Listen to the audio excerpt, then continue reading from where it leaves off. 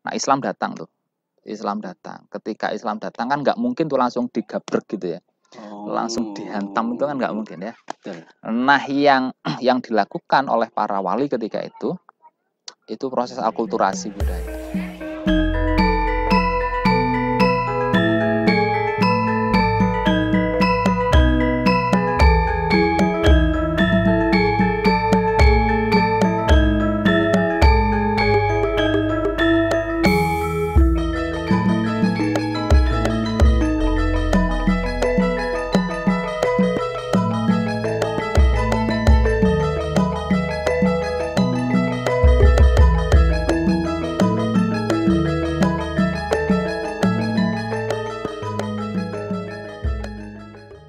Ya, assalamualaikum warahmatullahi wabarakatuh. Waalaikumsalam Hari warahmatullahi ini wabarakatuh. kedatangan bos besar dari Prodi PAI Pendidikan Agama Islam UII.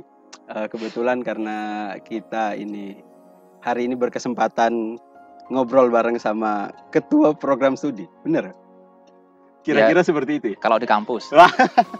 Tapi karena kan kita sekarang lagi di alam terbuka. Atau kalau pas tanda tangan. Kalau pas tanda tangan. Alhamdulillah hari ini kita mau ngobrol seputar budaya Jawa sebenarnya. Karena kebetulan kita ini ada sebuah program terkait dakwah.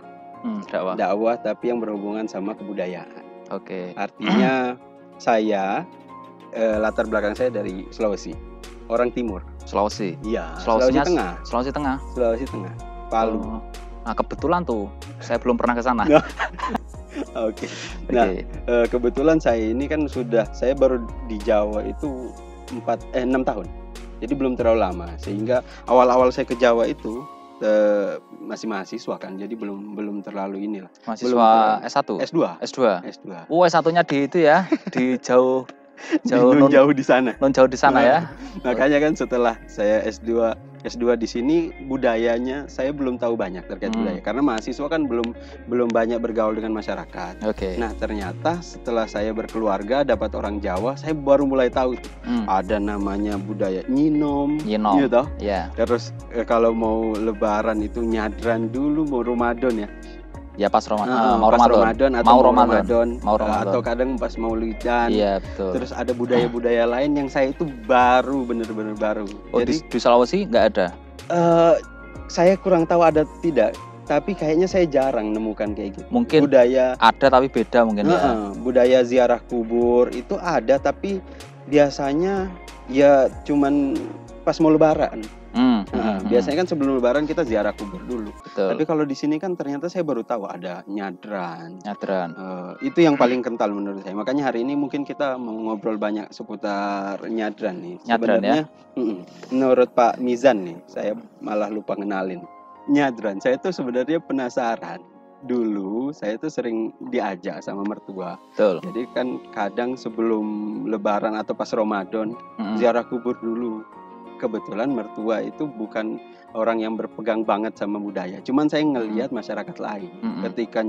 Ketika ziarah kubur tuh ada yang sampai bawa sajen, kadang ada bawa kendure dan lain-lain. Nah, sebenarnya bisa dikasih tahu nggak ke saya nih, kira-kira nyadran itu sebenarnya gambarannya gimana?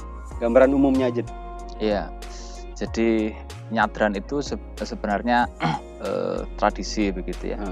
Tradisi. Kalau sejarahnya sih itu bukan dari produk ajaran Islam sebenarnya. Jadi itu tradisi yang terjadi sebelum Islam datang ke Jawa khususnya. Kan itu banyak dilakukan pada masyarakat Jawa, khususnya di Jawa Tengah, DIY begitu ya. Saya asli Jawa Timur, itu pun ada tradisi seperti itu, tapi untuk istilah nyadran tidak begitu dikenal di sana, begitu ya. Beda istilah ya. Jadi kalau nyadran saya pun juga lebih kental itu ketika hidup di Jogja kurang lebih 11 tahunan ini.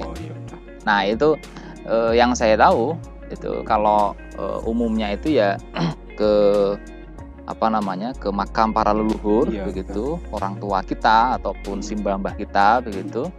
Itu dalam rangka untuk penghormatan. Nah, kalau istilah nyadran sendiri itu dilaksanakan pada bulan Sa'ban. Jadi menjelang Ramadan gitu. Menjelang Ramadan. Nah, di situ kan bulan Sa'ban itu dikenal dengan istilah ruah ya. Ruah. Nah, jadi peristiwa nyadran itu lebih banyak kemudian dikaitkan dengan interaksi kita dengan para leluhur. Nah, interaksi itu dalam rangka untuk menghormati. Nah, begitu. Jadi menurut masyarakat Jawa, budaya nyadran itu salah satu opsi mereka sebelum Ramadan atau sebelum ini berinteraksi sama leluhur mereka. Iya, jadi berinteraksi dengan para leluhur, lalu kemudian ditunjukkan wujudnya itu ditunjukkan dengan cara membersihkan makam. Oke, membersihkan makam, lalu kemudian memperindah makam. Memperindah itu ditaburi bunga, semisal diberi wewangian, gitu. Terus nanti endingnya itu biasanya ada kirim doa. Jadi kirim doa untuk para leluhur kita. Iya, betul. Nah, mungkin kalau sejarahnya dulu ya yang pernah saya baca dan pernah saya dengar dari para simbah-mbah dulu itu kenapa kemudian Sa'ban itu dikenal dengan istilah bulan ruah itu. Ada yang mengatakan bahwa ruah itu berasal dari kata ruh. Nah, terus Arab. Nah, ruh. Nah, mungkin yang lebih bahasa Arabnya situ ya. Jadi ruh mungkin jamaknya ruah gitu ya. Nah, itu tadi. Jadi peristiwa bahwa orang-orang dahulu itu kemudian memperlakukan orang yang sudah meninggal itu sebagaimana memperlakukan orang yang masih hidup. Jadi masih berhubungan begitu ya, masih berinteraksi begitu. Nah, ketika itu Islam mau datang tuh. Meskipun ketika itu kan masih mempercayai mungkin ya bahwa roh itu punya kekuatan kira-kira begitu. Jadi salah satu sumber dari kekuatan ya si roh itu. Nah, Islam datang tuh. Ketika Islam datang kan nggak mungkin tuh langsung digabrek gitu ya, langsung dihantam itu kan nggak mungkin ya. Nah, yang dilakukan oleh para wali ketika itu proses akulturasi budaya. Jadi ya semacam kalau cerita sekaten kan sama itu. Iya, sekaten. Iya. Terus yang dulu saya pernah ini tuh yang pewayangan juga. Nah, kan dakwahnya dulu sempat pakai wayang kan. Iya. Itu proses akulturasi juga kalau betul gitu. Nah, yang terjadi di Nyadran juga seperti itu.